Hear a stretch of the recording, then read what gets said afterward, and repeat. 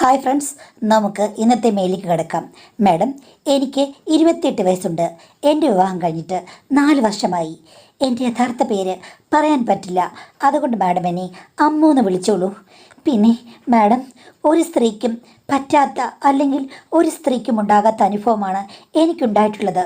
വീട്ടുകാർ ആലോചിച്ചുറപ്പിച്ച് നടത്തിയ വിവാഹമായിരുന്നു എൻ്റേത്. വീട്ടിൽ കുറച്ച് സാമ്പത്തിക പ്രശ്നങ്ങളൊക്കെ ഉണ്ടായിരുന്നു. ഡിഗ്രി കഴിഞ്ഞ് ഞാൻ ഒരു ഷോപ്പിൽ ജോലിക്ക് പോയി. അങ്ങനെയെല്ലാം അഡ്ജസ്റ്റ് ചെയ്ത് കൊണ്ടുപോയായിരുന്നു. എനിക്കൊരു അനിയത്തി കൂടിയുണ്ട്. അവളും ഇപ്പോൾ പഠിച്ചുകൊണ്ടിരിക്കുകയാണ്. എന്നേക്കാൾ കൂടുതൽ അവളെ പഠിപ്പിക്കണമെന്ന് എനിക്ക് ആഗ്രഹവുമുണ്ട്. കുറേ ചെക്കന്മാർ എന്നെ പെണ്ണ് കാണാൻ വന്നിട്ടുണ്ട്. പക്ഷെ ഞങ്ങളുടെ വീട്ടിലെ സാമ്പത്തിക സ്ഥിതി അറിയുമ്പോൾ പലർക്കും താല്പര്യമില്ല. മറ്റുള്ള ഇൻട്രസ്റ്റുമായിട്ട് പലരും വരും. അത് എല്ലാവർക്കും ഉണ്ടാകുന്നതാണല്ലോ. അതൊന്നും ഞാൻ കാര്യമാക്കിയിട്ടില്ല. ഒരാളെ പ്രേമിച്ച് നടന്നാൽ നമ്മളുടെ ജീവിതത്തിൽ കഞ്ഞി വേവില്ലെന്ന് എനിക്കറിയാം. അതുകൊണ്ട് ജോലി ചെയ്ത് ജീവിച്ച് പണം ഉണ്ടാക്കാനാണ് ശ്രമിച്ചത്. വഴിപിഴച്ചു പോകാൻ എനിക്ക് ആഗ്രഹവുമില്ലായിരുന്നു. ഒത്തിരി കല്യാണാലോചനകൾ വന്ന ശേഷമാണ് എൻ്റെ ഭർത്താവിൻ്റെ ആലോചന വരുന്നത്. അവിടെ വെച്ച് എനിക്കങ്ങനെ ഇഷ്ടമില്ലെന്ന് പറയണമെന്നുണ്ടായിരുന്നു.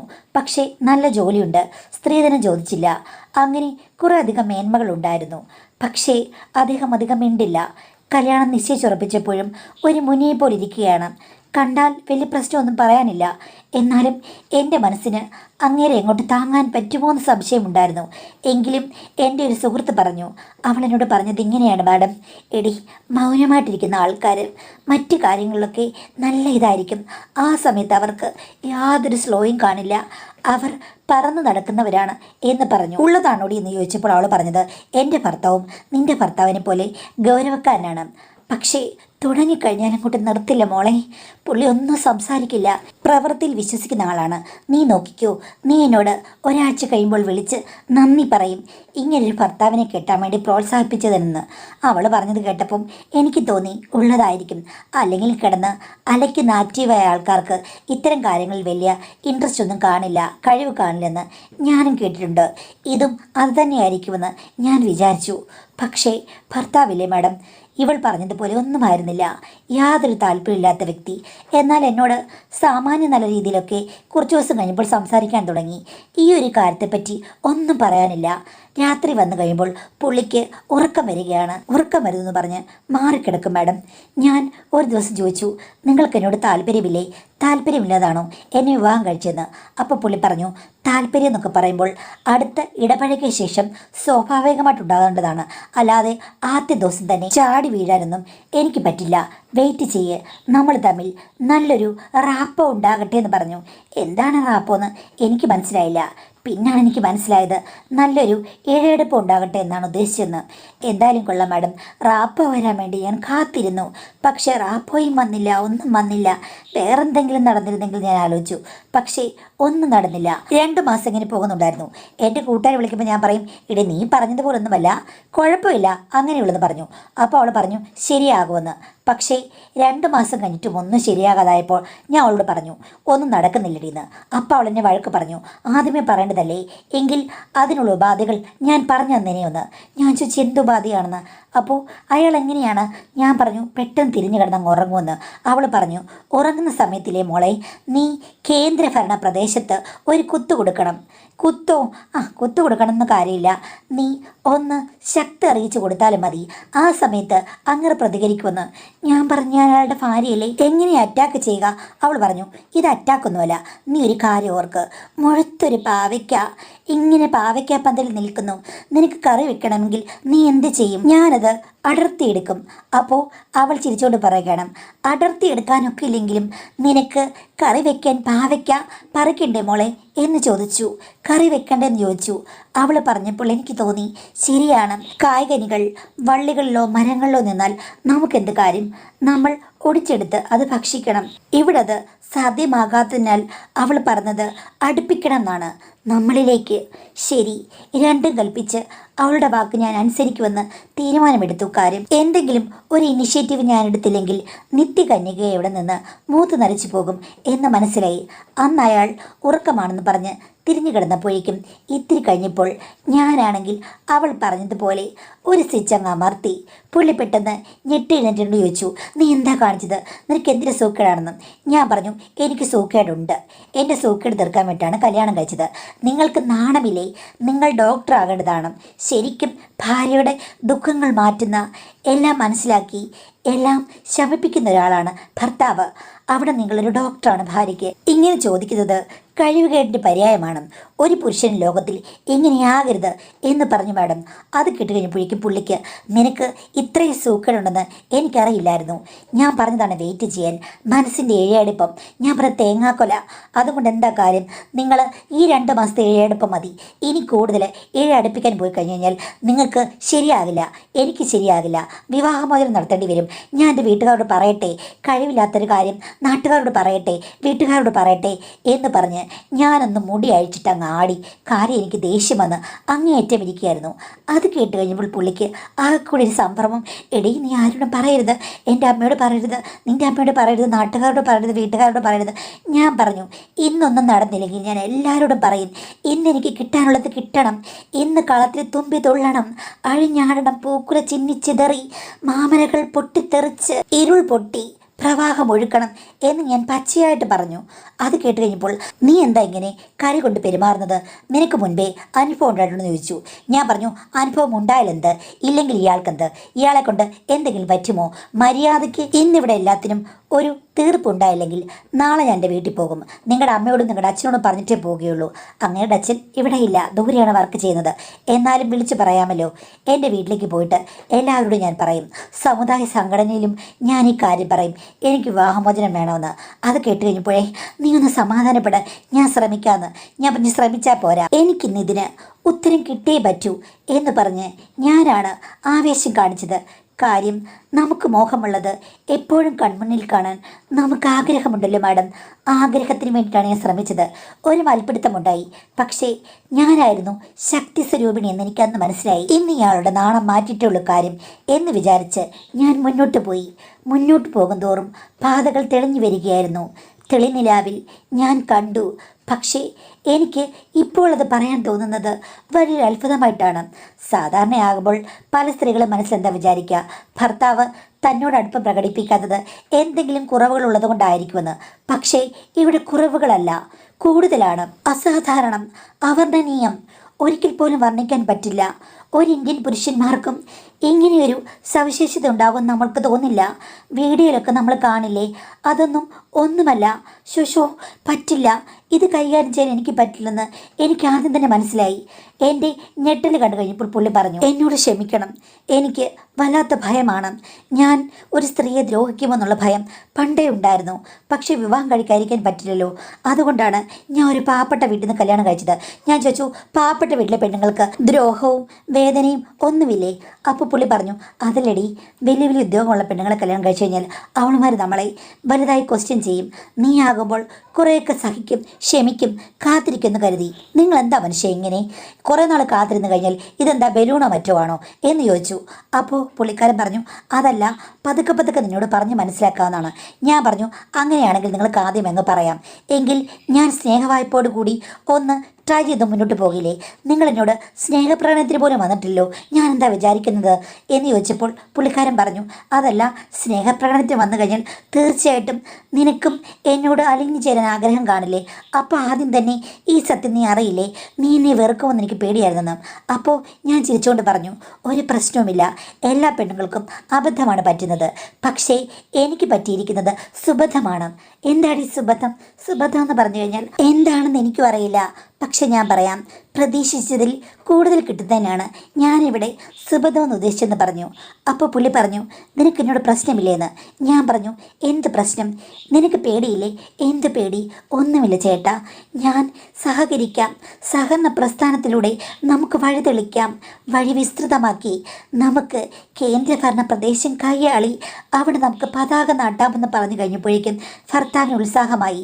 എന്നോട് അടുപ്പിച്ചടുപ്പിച്ച് ചോദിച്ചു, ഒരു പ്രശ്നവുമില്ലല്ലോ? ഞാൻ പറഞ്ഞു, ഒരു പ്രശ്നവുമില്ല മനുഷ്യ, ഞാൻ എല്ലാത്തിനും റെഡിയാണ്. അങ്ങനെയാണ് മാഡം അന്ന് തൊട്ട് ഞങ്ങൾ സ്നേഹപ്രകടനങ്ങൾ തുടങ്ങിയത്. പിന്നെ എനിക്ക് മനസ്സിലായി അദ്ദേഹത്തിന് നല്ല പേടിയുണ്ട്. പേടിക്കെട്ടൊക്കെയാണല്ലോ, അതുകൊണ്ടാണ്. പിന്നെ പിന്നെ അദ്ദേഹത്തിൻ്റെ മാനസികാവസ്ഥ മനസ്സിലാക്കി ഞാൻ പല കാര്യങ്ങൾക്ക് അദ്ദേഹത്തെ സഹായിച്ചു. ആദ്യമൊക്കെ ഞാൻ പറഞ്ഞു, നിങ്ങൾ എനിക്ക് വേണ്ടി ചെറിയ ചെറിയ പ്രയത്നങ്ങൾ മാത്രം മതി, അത് കഴിഞ്ഞ ശേഷം നമുക്ക് ചെറുതായി ട്രൈ ചെയ്യാം. എല്ലാത്തിനും ഞാൻ സമാശ്വസിപ്പിച്ച് കൂടെ നിന്നു. അദ്ദേഹത്തിന് ഒത്തിരി സന്തോഷമായി. പക്ഷേ ഈ പറഞ്ഞതുപോലെ ഒന്നും അങ്ങോട്ട് സുഗമമല്ലായിരുന്നു മാഡം. ഒത്തിരി ബുദ്ധിമുട്ടായിരുന്നു. കവാടം കടക്കാൻ വലിയ പാടാണ്. ഒട്ടകത്തെ സൂചിക്കുഴലിലൂടെ കയറ്റാൻ പറ്റുമോ? ഇല്ല എന്ന് തന്നെയാണ് ഉത്തരം.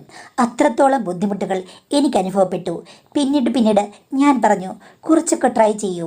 എന്തായാലും ആദ്യമായി അദ്ദേഹം ഒരു ദിവസം കുറച്ച് ട്രൈ ചെയ്ത് കഴിഞ്ഞപ്പോൾ എന്തൊക്കെയോ കാര്യങ്ങൾ സഹിക്കാമെന്ന് ഞാൻ തീരുമാനിച്ചത് കൊണ്ട് എനിക്ക് എന്തൊക്കെയോ ഒരു ആശ്വാസം കിട്ടിയെന്ന് മാത്രമേ പറയാൻ പറ്റുള്ളൂ. എവിടെയോ അലകടലിൽ ആഴങ്ങളിലോളം, അത്രയേ ഉള്ളൂ, വേറൊന്നുമില്ല. എങ്കിലും ഞാൻ പറഞ്ഞു, പൂമുഖം വിട്ട് ഇറങ്ങും പോകരുത്. പൂമുഖത്ത് ഉലാത്തു, പ്രശ്നമില്ല. പതുക്കെ പതുക്കെ തിരുനട തുറന്ന് ദർശന സൗഭാഗ്യം കിട്ടുമെന്ന് പറഞ്ഞു. അങ്ങനെ മാഡം, യഥാർത്ഥത്തിൽ ഞാൻ പറയുകയാണ്, 6 മാസം ശരിക്കും ഞങ്ങൾ ബോധപൂർവം മുന്നോട്ട് പോയതിൽ പിന്നെയാണ് ഞങ്ങൾക്ക് നല്ലൊരു ജീവിതത്തിന് തുടക്കമായത്. അത് കഴിഞ്ഞതിൽ പിന്നെ എൻ്റെ ജീവിതം മഹത്തായ ആഘോഷമായിരുന്നു. കാര്യം, മറ്റൊരു പെണ്ണിനും ഇത്രയധികം തിങ്ങി നിറഞ്ഞു നിൽക്കുന്ന സന്തോഷം കിട്ടിക്കാണില്ല. അങ്ങനെ മനോഹരമായി മുന്നോട്ട് പോയിക്കൊണ്ടിരിക്കുന്ന സമയത്താണ് എനിക്കൊരു കാര്യം മനസ്സിലായത്. അമ്മായിയമ്മയ്ക്ക് അതുവരെ എന്നോട് യാതൊരു കുഴപ്പമില്ലായിരുന്നു. മോളെ, മക്കളെ എന്നൊക്കെ വിളിച്ചുകൊണ്ടിരുന്നതാണ്. പക്ഷേ ഞങ്ങൾ രണ്ടുപേരും കൂടി ഒന്നിച്ച് കഴിഞ്ഞ ശേഷമാണെന്ന് തോന്നുന്നു, ആ സമയത്ത് തൊട്ട് അമ്മായിയമ്മയ്ക്ക് എന്നോട് ദേഷ്യമാണ്. തൊട്ടതിനും പിടിച്ചതിനും ഒക്കെ കുറ്റമാണ്. ഒരു ദിവസം ഞാൻ ഞങ്ങളുടെ ബെഡ്റൂമിൻ്റെ വാതിക്കൽ അമ്മായിയമ്മയെ കാണുകയും ചെയ്തു. നിഴലനക്കം പോലെ എനിക്ക് മനസ്സിലായി രാത്രിയിൽ അവർ വന്ന് അവിടെ നിൽക്കുന്നുണ്ടെന്ന്. ഞാനത് എൻ്റെ ഭർത്താവിനോട് പറഞ്ഞപ്പോൾ പുള്ളി ഒന്നും മിണ്ടിയില്ല. ആ അമ്മ അങ്ങനെയൊക്കെ ഉണ്ടെങ്കിൽ നീ അത് കാര്യമാക്കണ്ടെന്ന് പറഞ്ഞു. പിന്നീട് നിസ്സാര കാര്യങ്ങൾക്ക് എന്നോട് വഴക്കുണ്ടാക്കാൻ തുടങ്ങി. ഞാൻ ചോദിച്ചു, അമ്മയ്ക്ക് എന്താ പ്രശ്നം? ഞാൻ അമ്മയോട് ഒന്നും പറയുന്നില്ല, സ്നേഹത്തോടുകൂടിയാണ് പെരുമാറുന്നത്, പിന്നെ എന്തിനാണ് ഇപ്പം എന്നോട് വഴക്കുണ്ടാക്കുന്നതെന്ന് ചോദിച്ചു. അപ്പോൾ അവർ പറയുകയാണ്, നീ വന്ന ശേഷം അവൻ എന്നോടിപ്പോൾ ഒട്ടും സ്നേഹമില്ല. ആദ്യമൊക്കെ എന്നോട് നല്ല പരിഗണനയായിരുന്നു. ഇപ്പോൾ അമ്മ എവിടെ ഉണ്ടെന്നുള്ളത് അവൻ ശ്രദ്ധിക്കാറില്ല. നേരത്തെ അവൻ്റെ അച്ഛനില്ലാത്തപ്പോൾ അവൻ എൻ്റെ കൂടെ വന്ന് എൻ്റെ കാലൊക്കെ ഒന്ന് തിരുമ്മി തന്ന് ഇവിടെ സമയം ചെലവഴിച്ചിരുന്ന കുട്ടിയാണ്. ഇപ്പോൾ അതൊന്നും ഇല്ലാതായി എന്ന് പറഞ്ഞു. ഞാൻ പറഞ്ഞു, അമ്മ കാല് തിരുമാൻ വിളിക്ക്, വേണമെങ്കിൽ അമ്മയുടെ റൂമിൽ കൊണ്ടുവന്ന് ഒരു ദിവസം താമസിച്ചു, എനിക്ക് പ്രശ്നമൊന്നുമില്ല, ഞാനതിന് എതിരൊന്നും പറയുന്നില്ലെന്ന് പറഞ്ഞു. അപ്പോൾ അമ്മായിമ്മ പറഞ്ഞു, ഓ നീ വിടത്തില്ല, നീ സമ്മതിക്കത്തില്ലെന്ന് അവൻ പറഞ്ഞതെന്ന്. അത് കേട്ട് കഴിഞ്ഞപ്പോഴേക്കും ഭർത്താവ് വന്നപ്പോൾ ഭർത്താവിൻ്റെ മുന്നിൽ വെച്ച് ഞാൻ ചോദിച്ചു. അപ്പോൾ ഭർത്താവ് പറഞ്ഞു, നീ അങ്ങനൊന്നും പറഞ്ഞിട്ടില്ല, അമ്മ എന്നോട് അതേപ്പറ്റി ഒന്നും ചോദിച്ചിട്ടുമില്ല, അമ്മ എന്തിനാ ഇങ്ങനെ വിചിത്രമായ കാര്യങ്ങൾ പറഞ്ഞെന്ന് ചോദിച്ചു. അപ്പോഴേക്കും പുള്ളിക്കാരി ഞങ്ങളെ രണ്ടുപേരെയും വഴക്ക് പറയാൻ തുടങ്ങി. എടാ, അവൾ പറഞ്ഞത് കേട്ട് നീ ഇരുന്നോ? 24 മണിക്കൂറും മുറിക്കകത്ത് കയറി കഥ കടച്ചിരിക്കുക രണ്ടുപേരും എന്ന് പറഞ്ഞു. ഞാൻ ചോദിച്ചു, അമ്മയ്ക്ക് എന്താ പ്രശ്നം? ഞങ്ങൾ ഭാര്യ ഭർത്താക്കന്മാരല്ലേ, കഥ കടച്ചിട്ടല്ലേ ഞങ്ങളുടെ കാര്യങ്ങളിലേക്ക് കടക്കേണ്ടത്, അതിനെന്താ കുഴപ്പം? അച്ഛനും അമ്മയും കല്യാണം കഴിച്ച് കഴിഞ്ഞപ്പോഴെങ്ങനെയായിരുന്നു? കഥ തുറന്നിട്ടായിരുന്നു എന്ന് ചോദിച്ചു കഴിഞ്ഞപ്പോഴേക്കും അമ്മായിമ്മ പിന്നെയും വഴക്കുണ്ടാക്കി. ഒരു ദിവസം വഴക്ക് കൂടി കഴിഞ്ഞപ്പോൾ അമ്മായിമ്മ പറയുകയാണ്, എനിക്കറിയാമടി, നീ രുചി അറിഞ്ഞു കഴിഞ്ഞാൽ പോകില്ലെന്ന്. നീ അവനെ തളച്ചിട്ടെന്ന് എനിക്ക് മനസ്സിലായി. ഞാൻ ഓർത്തത് ഏതെങ്കിലും പെണ്ണ് വന്നു കഴിഞ്ഞാൽ വർഷങ്ങളെടുക്കുമെന്നാണ്. പക്ഷേ നീ വലിയ കേമിയാണ്. മുന്നേ നിനക്ക് ധാരാളം അനുഭവം കാണും, അല്ലെങ്കിൽ നിനക്ക് അവനെ വളയ്ക്കാൻ പറ്റില്ലെന്ന്. ഞാനിപ്പോൾ ചോദിച്ചു, നിങ്ങൾ എന്താ ഉദ്ദേശിച്ചത്? നിങ്ങൾ അമ്മയും മകനും തന്നെയാണോ? എന്താണ് ഈ പറഞ്ഞത് എന്ന് ചോദിച്ചു. ഞാൻ അവൻ്റെ അമ്മയായതുകൊണ്ട് കൂടുതൽ തെളിച്ചു പറഞ്ഞ് നിന്നെ ബോധ്യപ്പെടുത്തേണ്ട കാര്യമില്ലെന്ന് പറഞ്ഞു. ഇത് പറഞ്ഞ് ഞാനും ഭർത്താവും കൂടെ ചെറുതായിട്ട് ഉടക്കാൻ തുടങ്ങി. അപ്പോഴെല്ലാം ഭർത്താവ് ഒഴിഞ്ഞു മാറുകയാണ്. ഞാൻ ചോദിച്ചു, നിങ്ങളുടെ അമ്മ പറഞ്ഞതിൻ്റെ അർത്ഥം എന്താണ്? എന്താ പ്രശ്നം? നിങ്ങൾക്ക് എന്താ സംഭവിച്ചത്? നിങ്ങൾ തമ്മിൽ എന്ത് ബന്ധമാണ്? ഇത് അമ്മയും മകനും തമ്മിലുള്ള ബന്ധമുണ്ട് എനിക്ക് തോന്നുന്നില്ല എന്നൊക്കെ പറഞ്ഞ് മാഡം സംശയം മൂത്ത് ഞാൻ എന്തൊക്കെയോ കൂട്ടി പറഞ്ഞു. ശരിക്കും ഇത്തിരി കൊള്ളരുതാത്ത കാര്യങ്ങൾ തന്നെയാണ് ഞാൻ ആരോപിച്ചത്. അങ്ങനെ ആരോപിക്കണമെന്ന് എനിക്ക് ആഗ്രഹമില്ലായിരുന്നു. പക്ഷെ ഇതൊക്കെ കാണുമ്പോൾ എങ്ങനെയാണ് മാഡം പറയാതിരിക്കുക? അത് പറഞ്ഞു കഴിഞ്ഞപ്പോഴേക്കും ഭർത്താവ് എന്നെ ശരിക്കും ഓരോന്ന് പറഞ്ഞു. ആ സമയത്ത് ഞാൻ പറഞ്ഞു, ഇതുള്ളതാണ്, എനിക്ക് മനസ്സിലായി, തെളിവുണ്ടെന്ന് പറഞ്ഞു. അപ്പോൾ ഭർത്താവ് ചോദിച്ചു, എന്താ തെളിവ്? നീ എന്തെങ്കിലും വീഡിയോ കണ്ടിട്ടുണ്ടോ, അതോ അമ്മ നിന്നോട് തുറന്ന് പറഞ്ഞോ എന്ന് ചോദിച്ചു. ഞാൻ അതിൽ കയറി പിടിച്ചിട്ട് എന്താ സംഭവിച്ചെന്ന് ചോദിച്ചു. ഇല്ലെങ്കിൽ പിന്നെയും ഞാൻ ഇവിടുന്ന് പോകുമെന്ന് പറഞ്ഞ് പഴയ രീതിയിലുള്ള ഭീഷണി മുഴക്കി മാഡം. ആ സമയത്ത് പുള്ളി യഥാർത്ഥ കാര്യം തുറന്നു പറഞ്ഞു. കാര്യം ചെറുപ്പത്തിലേ മുതലേ അവർക്ക് അറിയാമല്ലോ ഇത്തരം കാര്യങ്ങൾ, സ്വന്തം മകൻ്റെ വ്യത്യാസങ്ങൾ അവർക്ക് മനസ്സിലായിട്ടുണ്ട്. അപ്പോൾ അന്ന് തൊട്ടേ പുള്ളിക്കാരി പറഞ്ഞത്, ഇത് കല്യാണ സമയമാകുമ്പോൾ പ്രശ്നമാകും. ഒരു സ്ത്രീക്കും ഇതൊന്നും അങ്ങോട്ട് വശംവദയാക്കാൻ സാധിക്കുന്നതല്ല. അതുകൊണ്ട് നിന്റെ വിവാഹ ജീവിതം കുളമാകും. കന്നി പെണ്ണുങ്ങൾക്ക് ഒട്ടും ഇത് സാധകമല്ല. നിന്നെ അവർ ഇട്ടിട്ട് പോകും. അതുകൊണ്ട് വിവാഹത്തിൽ നിന്ന് ശ്രദ്ധിക്കണം എന്നൊക്കെ പറഞ്ഞു. അപ്പം അവൻ ചോദിച്ചു എന്താ ചെയ്യേണ്ടതെന്ന് പറഞ്ഞു കഴിഞ്ഞപ്പോഴേക്കും അമ്മ തന്നെ ഉപദേശിച്ചത്രേ, മോൻ കല്യാണം കഴിക്കണ്ട, അത് ശരിയാകില്ല, അമ്മയുടെ കൂടെ എന്നും ജീവിച്ചോ എന്നൊക്കെ പറഞ്ഞ് ചെറുപ്രായത്തിൽ തന്നെ വിഷം മനസ്സിൽ കുത്തിക്കയറ്റി. മാഡം, അങ്ങേർക്ക് കോളേജിലൊക്കെ പഠിക്കുന്ന സമയത്ത് ഇത്തരം വീഡിയോകളും കൊച്ചു പുസ്തകങ്ങളും ഒക്കെ കയ്യിലുണ്ടല്ലോ. ഇതൊക്കെ അമ്മ കണ്ടെടുക്കുകയും സദാചാരം കൊണ്ട് ആദ്യം ഉപദേശിക്കുകയും ചെയ്തു. അത് കഴിഞ്ഞിട്ട് മകനോട് ഇവർ മനഃപൂർവ്വം അടുക്കുകയായിരുന്നു. അടുത്തിട്ട് സ്വന്തം ഭർത്താവിൽ നിന്ന് കിട്ടാത്ത രസം സ്വന്തം മകനെ നിർബന്ധിച്ച് അവരിലേക്ക് അടുപ്പിക്കുകയായിരുന്നു. അവനും ആദ്യമൊന്നും മനസ്സിലായില്ല. അമ്മ തന്നെ പറയുന്നു, ഞാൻ ഒരു കുഴപ്പമുള്ള ആളാണ്, എനിക്കൊരു വിവാഹ ജീവിതം പറ്റില്ല, എനിക്ക് ചില പ്രത്യേക ആളുകളുമായിട്ട് മാത്രമേ എല്ലാം സാധ്യമാകുകയുള്ളൂ എന്ന് പറഞ്ഞ് അമ്മ മാടി വിളിക്കുകയാണ്. അപ്പോൾ അമ്മയുടെ അടുത്ത് ചെന്ന് കഴിഞ്ഞപ്പോഴേക്കും അമ്മ വട്ടമൊപ്പിച്ച് എല്ലാ കാര്യങ്ങളും തട്ടിൽ നിരത്തി. അത് ആസ്വദിച്ച് കഴിഞ്ഞപ്പോൾ അവന് മനസ്സിലായി, ഓക്കെ, അമ്മയുടെ കൂടെ ഞാൻ കംഫർട്ടബിളാണ്. അമ്മ അത് മുതലെടുക്കുകയായിരുന്നു. കാര്യം സ്വന്തം ഭർത്താവുമായിട്ട് അവർക്ക് നല്ല അടുപ്പക്കുറവുണ്ട്. ആ അടുപ്പക്കുറവ് നിവർത്താൻ വേണ്ടിയിട്ട് സ്വന്തം മകനെ തന്നെ യൂട്ടിലൈസ് ചെയ്ത ഒരമ്മയുടെ കഥയാണ് എനിക്ക് അവിടുന്ന് കേൾക്കേണ്ടി വന്നത്. ഞാനത് കേട്ട് ഷോക്കായിപ്പോയി. ഞാൻ പറഞ്ഞു, എത്ര വലിയ അപരാധമാണ് നിങ്ങൾ ചെയ്തത്, ഒരിക്കലും ഇങ്ങനെ കാണിക്കാൻ പാടില്ലായിരുന്നു. അപ്പോൾ എൻ്റെ ഭർത്താവ് പറഞ്ഞത് അമ്മയാണ് പറഞ്ഞ് നിർബന്ധിച്ച് ആ വഴിക്ക് കൊണ്ടുവന്നത്. അങ്ങേർ അറിയാതെ വീണു പോയതാണെന്ന്. അതുമാത്രമല്ല, ആ ബന്ധം ഞങ്ങളുടെ കല്യാണത്തിൻ്റെ തലേ ദിവസം വരെ നീണ്ടു നിന്നത്രേ. അത് കഴിഞ്ഞിട്ടും രഹസ്യമായിട്ട് ചെല്ലണം നമ്മ ഉപദേശിച്ചതാണ് കല്യാണം കഴിഞ്ഞിട്ടും. പക്ഷേ അത് അയാൾക്ക് പറ്റിയില്ല. കല്യാണമെല്ലാം ബന്ധുക്കളുടെയും അങ്ങേരുടെ അച്ഛൻ്റെയും നിർബന്ധത്തിലായിരുന്നു നടന്നത്. അതുകൊണ്ട് തന്നെ അമ്മായിയമ്മയ്ക്ക് പ്രതിരോധിക്കാനും കഴിഞ്ഞില്ല. പക്ഷേ ഓരോ ദിവസവും എൻ്റെ മുറിയിലേക്ക് വരുന്നതിന് മുമ്പ് അമ്മായിയമ്മ അങ്ങേരോട് പറയും, പാടില്ല പാടില്ല, എൻ്റെ ശാപം കിട്ടും എന്നൊക്കെ പറഞ്ഞ് എൻ്റെ ഭർത്താവിനെ അവർ വിലക്കുകയായിരുന്നു. യഥാർത്ഥത്തിൽ എൻ്റെ ഭർത്താവ് എന്നോട് പറഞ്ഞ കഥ ഇത്തിരി വ്യത്യസ്തമാണെങ്കിലും അവരുടെ ആ വാക്കുകളാണ് ഭർത്താവിനെ എന്നിൽ നിന്ന് അകറ്റിയതെന്ന് എനിക്ക് മനസ്സിലായി. ഞാനിതെല്ലാം കേട്ട് പൊട്ടിക്കരഞ്ഞു. അദ്ദേഹവും കരഞ്ഞു. ഇനി ഞാൻ തെറ്റ് ചെയ്യില്ലെന്ന് ഞാൻ സത്യം ജയിപ്പിച്ചു. അത് കഴിഞ്ഞതിൽ പിന്നെ ഞാൻ അമ്മയോട് ഈ കാര്യങ്ങളൊന്നും ചോദിക്കാൻ പോകാറില്ല. നടന്നു ഭർത്താവിന് വിട്ടുകൊടുക്കാൻ എനിക്കാകില്ല. ഈ ബന്ധം ഇനി നശിപ്പിക്കാനും പറ്റില്ല. കാര്യം ഇപ്പോൾ ഞാൻ സെറ്റായിരിക്കുകയാണല്ലോ. അങ്ങനെ മുന്നോട്ട് പോകുകയായിരുന്നു. ഇത്രയും നാളായിട്ടും ഞാൻ ഗർഭിണിയായിരുന്നില്ല മാഡം. ഇപ്പോഴാണ് ആ സമയം വന്നത്. ഇപ്പോഴിത് 4ാമത്തെ മാസമാണ്. ഇതറിഞ്ഞപ്പോൾ മുതൽ അമ്മായിയമ്മയ്ക്ക് എന്നോട് വലിയ സ്നേഹമാണ്. നീ വീട്ടിൽ പോകണ്ട, ഇവിടെ നിൽക്ക്, നിന്നെ എപ്പോഴും എനിക്ക് കാണണമെന്ന് പറഞ്ഞു. ഞാൻ ഓർത്തു അവർ എല്ലാം മറന്നെന്ന്. പക്ഷേ അതല്ല. അത് കഴിഞ്ഞ ശേഷം ഭർത്താവിനോട് അവർ പറഞ്ഞു വേറെ മുറിയിൽ കിടക്കണമെന്ന്. അവിടെ വേറെ മുറിയുണ്ട്. പക്ഷേ എനിക്ക് സംശയമായി മാഡം, ഭർത്താവ് വേറെ മുറിയിൽ കിടക്കുന്നത് എന്തിനാണ്? തട്ടുകയും മുട്ടുകയും ചെയ്തു കഴിഞ്ഞാൽ പ്രശ്നമാകുമെന്ന് പറഞ്ഞാണ് അമ്മ അങ്ങേരെ മാറ്റിക്കിടത്തിയത്. ഗസ്റ്റ് റൂമിലാണ്. പക്ഷേ എനിക്ക് സംശയം തോന്നി മാഡം. ഒരു ദിവസം രാത്രി ഇറങ്ങിപ്പോയി കഴിഞ്ഞപ്പോഴേക്കും ഗസ്റ്റ് റൂമിൽ അയാളില്ല. അമ്മയുടെ റൂമിൽ നിന്ന് ഞാൻ അയാളെ പിടികൂടുകയും ചെയ്തു. അമ്മ കാല് തിരുമാൻ വിളിപ്പിച്ചതാണെന്നാണ് പറഞ്ഞത്. പക്ഷേ കണ്ട കാഴ്ച അങ്ങനെയൊന്നും ആയിരുന്നില്ല മാഡം. ഞാൻ ഇത് നടക്കില്ല, അദ്ദേഹം വേറെ കട്ടിലിട്ട് അങ്ങോട്ട് മാറി ഈ റൂമിൽ കിടക്കട്ടെ എന്ന് പറഞ്ഞു, എൻ്റെ റൂമിൽ. പക്ഷേ അമ്മായിമ്മ സമ്മതിച്ചില്ല. ഞാൻ പറഞ്ഞു ഇത് നിങ്ങൾ തമ്മിലുള്ള ബന്ധത്തിൻ്റെ പുനരാരംഭമാണ്, ഇത് ഞാൻ സമ്മതിക്കില്ലെന്ന്. ആ സമയത്ത് അമ്മായിമ്മയും ഭർത്താവും കൂടെ ഇപ്പോൾ എൻ്റെ നേർക്ക് തിരിഞ്ഞു. ഞങ്ങൾക്ക് ഇഷ്ടമുള്ളത് ചെയ്യും, നീ വേണമെങ്കിൽ നിന്നെ വീട്ടിൽ പൊക്കോ, നീ ഇനി പോയാലൊരു പ്രശ്നമില്ല, ആരോട് എന്തു പറഞ്ഞാലും പ്രശ്നമില്ല, നീ ഇപ്പോൾ ഗർഭിണിയാണല്ലോ, നീ കള്ളക്കഥ മെനഞ്ഞ് ഭർത്താവിൽ നിന്ന് രക്ഷപ്പെടാണ്ട് പറയുകയാണെന്ന് പറഞ്ഞ് നിന്നെ ശരിക്കും നാറ്റിക്കാൻ ഞങ്ങൾക്കറിയാം, ഞങ്ങൾ ഞങ്ങളുടെ കാര്യം നോക്കും എന്ന് പറഞ്ഞ് എൻ്റെ മുന്നിൽ വെച്ച് തന്നെ അവർ ഒരിക്കലും പാടില്ലാത്ത ചില കാര്യങ്ങൾ ആവർത്തിക്കുകയും ചെയ്തു മാഡം. ഇപ്പോൾ എൻ്റെ ഭർത്താവ് പറഞ്ഞത് നീ സഹിക്കണം, നീ ഇനി റെഡിയായി വരണമെങ്കിൽ പ്രസവമൊക്കെ കഴിഞ്ഞ് 1.5 വർഷം എടുക്കും, നീ ആരോട് ഇനി എന്ത് പറഞ്ഞാലും ഞങ്ങൾക്കൊന്നുമില്ല, ആര് പറഞ്ഞാലും വിശ്വസിക്കുകയില്ല, അതുകൊണ്ട് തൽക്കാലം എനിക്ക് റെസ്റ്റ് എടുക്കാൻ പറ്റില്ല, അമ്മ എന്നെ വിളിക്കുന്നു, ഞങ്ങളുടെ ബന്ധം ഇനി മുന്നോട്ട് പോകും, നീ നിനക്ക് കിട്ടിയത് ഒരു സൗഭാഗ്യമാണെന്ന് കരുതുക, നിന്നോട് അഡ്ജസ്റ്റ് ചെയ്തൊക്കെ എൻ്റെ മനസ്സിൻ്റെ വിശാലതയാണ്, അമ്മയാണ് എനിക്ക് നമ്പർ 1 എന്ന് പറഞ്ഞിട്ട് ഇപ്പോഴും ഓരോ ദിവസവും എൻ്റെ മുന്നിൽ വെച്ച് പാതി പാതി അവർ പല കാര്യങ്ങളും എന്നെ ഡെമോൺസ്ട്രേറ്റ് ചെയ്ത് കാണിച്ചിട്ടാണ് അവരുടെ മുറിയിലേക്ക് പോകുന്നത്. ഞാൻ എൻ്റെ അമ്മായിച്ചനോട് ഈ കാര്യം വിളിച്ചു പറഞ്ഞു. അപ്പോൾ അമ്മായിച്ചൻ കൈ കഴിഞ്ഞു. പുറത്ത് പറഞ്ഞാൽ നിനക്ക് തന്നെ നാണക്കേട്. ഇതെനിക്ക് പണ്ടേ അറിയാം. അതുകൊണ്ടല്ലേ ഞാൻ വല്ലപ്പോഴും അങ്ങോട്ട് വരുന്നത്. സഹിക്കുക, അല്ലാതെ വേറൊന്നും ചെയ്യാൻ പറ്റില്ല. അല്ലെങ്കിൽ നീ ഈ വിവാഹ ജീവിതം വിട്ടുപോയി സ്വതന്ത്രയായി ധൈര്യത്തോടുകൂടി ജീവിക്കുക എന്നാണ് അമ്മായിപ്പം പറഞ്ഞത്. പുറത്ത് പറഞ്ഞാൽ ഞാൻ തന്നെ നാറും, അല്ലാതെ വേറെ ഒന്നുമില്ലെന്നാണ് പറഞ്ഞത്. മാഡം, ഈ സിറ്റുവേഷൻ ഞാൻ എങ്ങനെ ഹാൻഡിൽ ചെയ്യും?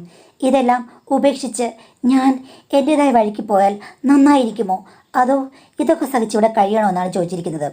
അപ്പോൾ അതിന് വലുതായിട്ട് നമുക്ക് ഉത്തരം പറയാനില്ല. കാരണം ഇത് അവനവൻ്റെ ആത്മാഭിമാന പ്രശ്നമാണെങ്കിൽ ഇത്ര ഒരു മനുഷ്യനോട് ജീവിക്കാൻ ആരെക്കൊണ്ട് കഴിയും? എല്ലാവരെ കൊണ്ടും പറ്റുന്ന വരില്ല. അല്ലെങ്കിൽ അത്രയ്ക്ക് അഡ്ജസ്റ്റ് ചെയ്യുന്ന ആൾക്കാരായിരിക്കണം. ഞാനാണെങ്കിൽ ചെയ്യുന്ന ചോദിച്ചു കഴിഞ്ഞാൽ ഇല്ല. ആ സമയത്ത് തന്നെ 2 ചവിട്ടും കൊടുത്ത് ഞാൻ എൻ്റെ വീട്ടിൽ പോകും. അത് ഉറപ്പാണ്. അഡ്ജസ്റ്റ് ചെയ്യാൻ പറ്റുന്ന കാര്യങ്ങൾ ചിലപ്പോൾ ഞാൻ അഡ്ജസ്റ്റ് ചെയ്തേക്കും.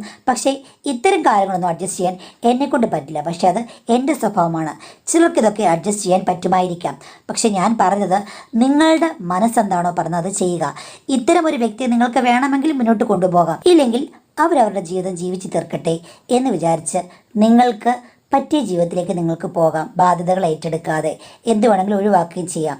അതല്ല, അഡ്ജസ്റ്റ് ചെയ്യാനാണെങ്കിൽ അത് നിങ്ങളുടെ സ്വന്തം റിസ്ക് ആണ്. ഭർത്താവിനെ കൂട്ടിക്കൊണ്ട് പോയി ഒരു കൗൺസിലിംഗ് എടുക്കാം.